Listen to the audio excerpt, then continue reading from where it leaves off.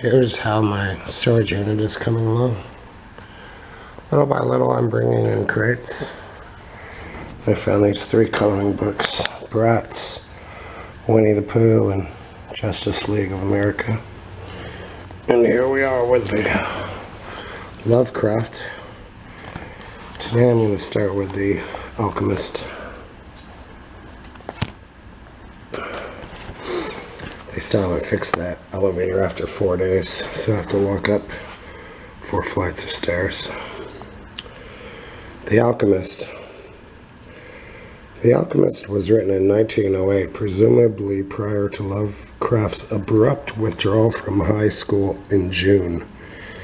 It portrays the influence of Poe and earlier writers of Gothic fiction in its use of a European setting, the anonymity of the protagonist's family, the Comtesse de C, and the idea of a familiar curse that endures for centuries endures. Poe's influence can also be felt in the first-person narrator's obsessive interest in his own psychological state. Lovecraft put the theme of alchemy to much better use in the short novel The Case of Charles Dexter Ward.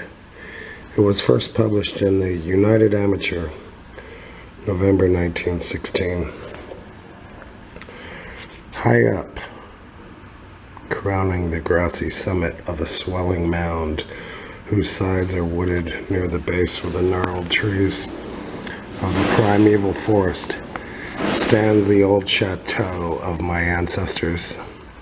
For centuries, its lofty battlements have frowned down upon the wild and rugged countryside about, serving as a home and stronghold for the proud house whose honored line is older even than the moss-grown castle walls.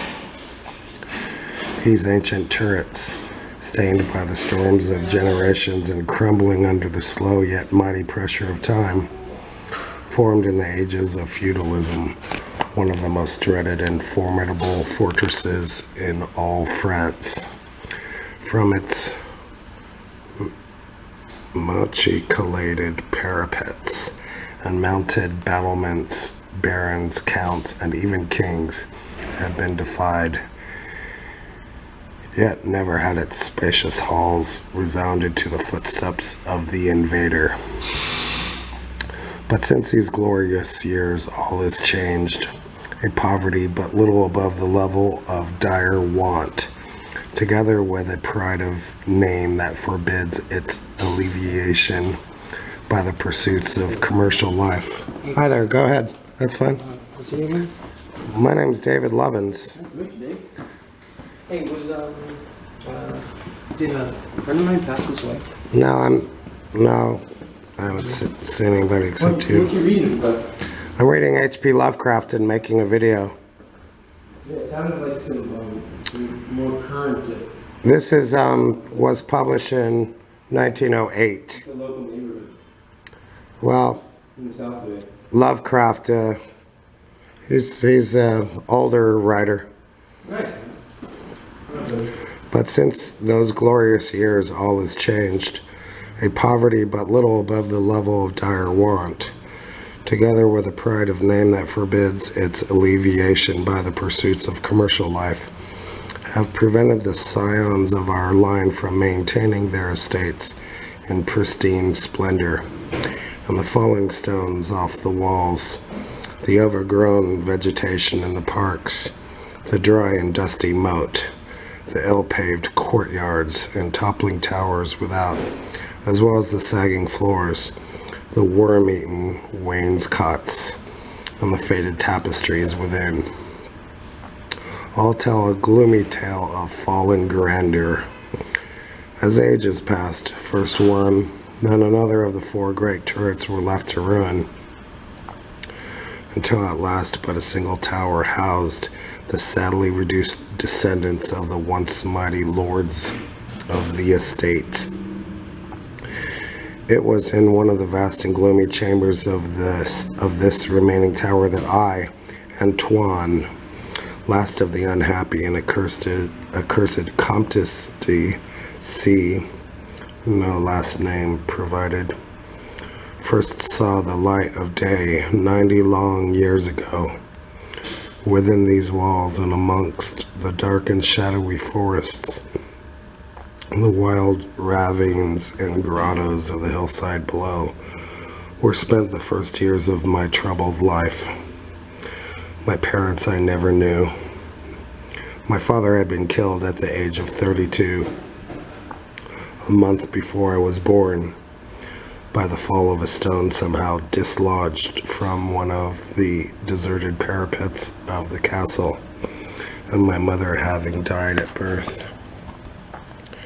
My care and education devolved solely upon one remaining survivor, an old and trusted man of considerable intelligence, whose name I remember as Pierre.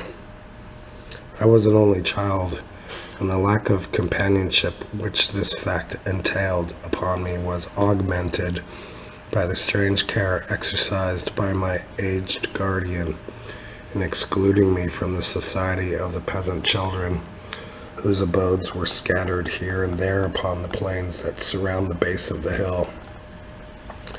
At the time, Pierre said that this restriction was imposed upon me because my noble birth placed me above association with such plebeian company.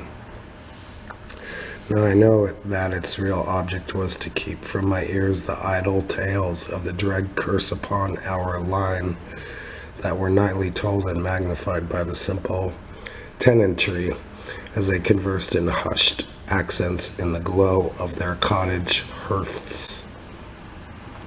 Thus isolated and thrown upon my own resources, I spent the hours of my childhood in poring over the ancient tomes that filled the shadow-haunted library of the chateau, and in roaming without aim or purpose through the perpetual dusk of the spectral wood that closed the side of the hill near its foot. It was perhaps an effect of such surroundings that my mind early acquired a shade of melancholy.